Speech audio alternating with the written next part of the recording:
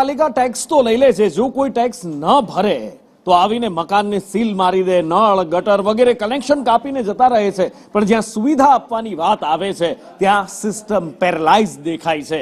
આખરે કેમ કામ નથી કરતા એ સવાલ થવો સ્વાભાવિક છે. અને આ તંત્રનો કોણ કાન આમળશે એ પણ એક પ્રશ્ન છે. કોઈ કાન આમળવા વાળું હોય એવું લાગતું જ નથી ને એટલે જ કદાચ પ્રજા આ રીતે હેરાન પરેશાન થઈ રહી છે. આગળ વાત કરવી છે સૌરાષ્ટ્રમાં પડેલા વરસાદની. ભાવનગરના ઉમરાળા અને એની આસપાસના વિસ્તારોમાં ગાજવીજ સાથે ને ભારે પવન સાથે વરસાદ વરસ્યો. જાણે કે એક નાનકડું વાવાઝોડું હોય એવો ભારે પવન અને ત્યારબાદ એવો વરસાદ વરસ્યો કે નદીઓ બે કાંઠે વહેતી થઈ હતી. ઉમરાળા અને એની આસપાસના વિસ્તારોમાં ક્યાં કેવો વરસાદ પડ્યો છે જયદીપ પાસેથી જાણીએ. જયદીપ.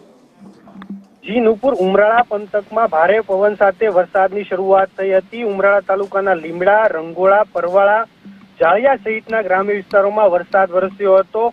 5 દિવસથી જે સતત પડી રહેલા વરસાદને લીધે ખેડૂતોના ઉભા પાકને ભારે નુકસાન જવાની ભીતિ છે તે સેવાઈ રહી છે. હાલમાં જે ભારે વરસાદને લઈ અમદાવાદ અમરેલી હાઈવે છે તેની વિઝિબિલિટી છે તે 0 થવા પામી હતી, જેને લીધે વાહન ચાલકો છે તે ભારે અટવાયા હતા. જી.